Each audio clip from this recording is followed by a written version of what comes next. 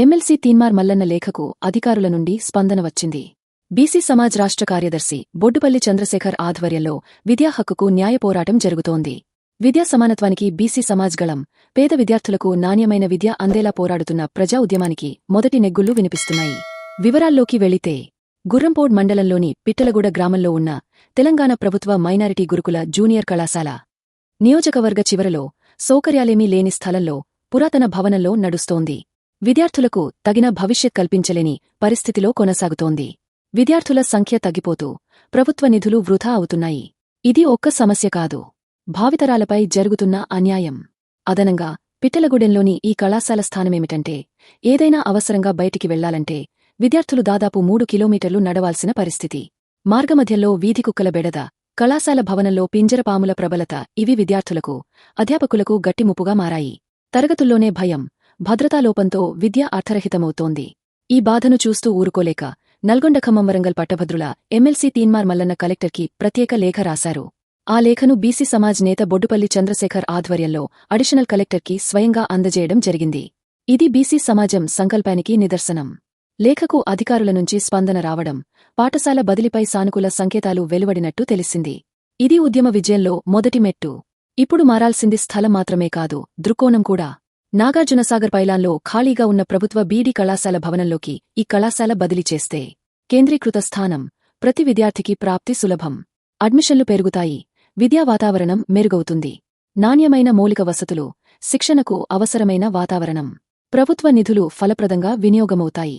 పేద విద్యార్థులకు ఉన్నత విద్య సులభంగా అందుతుంది. ఈ పోరాటం ఒక పాఠశాల కోసం కాదు, ప్రతి పేద విద్యార్థి కల కోసం, ప్రతి తల్లి ఆశ కోసం, ప్రతి సమాజ ఉజ్వల భవిష్యత్ కోసం. నేటి బాలలే రేపటి పౌరులు, వారికి సమర్థమైన విద్య ఇవ్వగలిగితేనే మన సమాజం వెలుగుతుంది. బీసీ సమాజం మౌనం కాదు, ప్రతి విద్యార్థికి న్యాయం జరగాల్సిందే. విద్యను అందని కోటగా కాకుండా అందుబాటులో ఉన్న దిశగా మార్చాల్సిందే.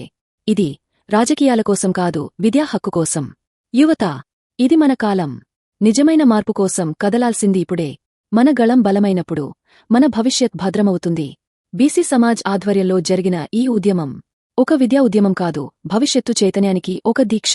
ప్రతి యువకుడు, విద్యార్థి, తల్లిదండ్రి ఈ గళంలో భాగం కావాలి. ఈ కార్యక్రమంలో BSP party Nalgonda assembly incharge Yadagiri, Budiyapaka Lakshmaiah, Budigapaka Satyanarayana, Nimmanagoti Nagaraju, Nimmanagoti Seenaiah తదితరులు పాల్గొన్నారు. వీరి సమన్వయం, సంఘీభావం ఈ ఉద్యమానికి మరింత బలం చేకూర్చింది.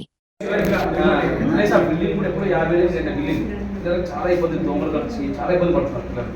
అది సౌకర్యం ఉందకు లేదు. ఇంకోటి అంటే కాన్షియస్ మధ్యలో ఉంటే, నియోజకవర్గంలో మధ్యలో ఉంటే బాగుంటుంది. అది ఏదో సాగర్ మిగిలిన కాలేజ్ ఒకటి నల్గొండ షిఫ్ట్ అయింది సార్, ఖాళీ ఉంది బిల్డింగ్, గవర్నమెంట్ బిల్డింగ్. కొంచెం అది అల్లకు షిఫ్ట్ చేస్తే బిల్డింగ్ అక్కడ ఉంది సార్. పిల్లలకు సౌకర్యవంతంగా ఉంటుంది, అడ్మిషన్ కూడా దొరుకుతాయి, కొంచెం మంచి కూడా చేసాను ప్రొఫెసర్ చేశాం sir. Sagar BEd college attendance కూడా అందులో లెటర్ ఉంది.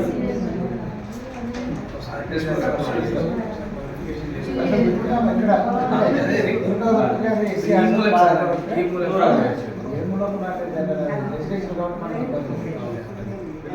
కాదు కానీ తెలుగులో మనం చేసి దానికి 10 లక్షలు పెట్టి రెగ్యులేట్ చేసి ఏముంది అప్పుడు వెతికాను. అసలు సాగర్లో ఎక్కడ కాన్స్టిట్యూషన్లో ఉండాలని అదే మాకు అది కూడా మంచి బిల్డింగ్ ఉంటే అది కూడా చేయొచ్చు. అది కూడా షెడ్యూల్ అది బాగా నిరుపయోగం ఉంది. స్కూలే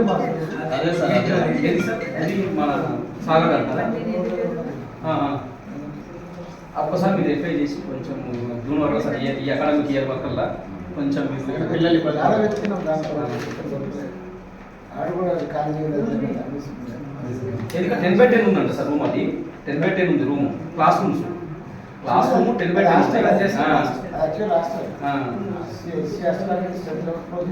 అందులో 160 అడ్మిషన్లు ఏమన్నా సార్ దాని కెపాసిటీ 170 అంట.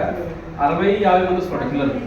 ఎప్పుడన్నా మీరు సార్ వాళ్ళు చేసినప్పుడు అదో లేబర్ కాదు ఈ నెలలో లేరని చెప్తాను.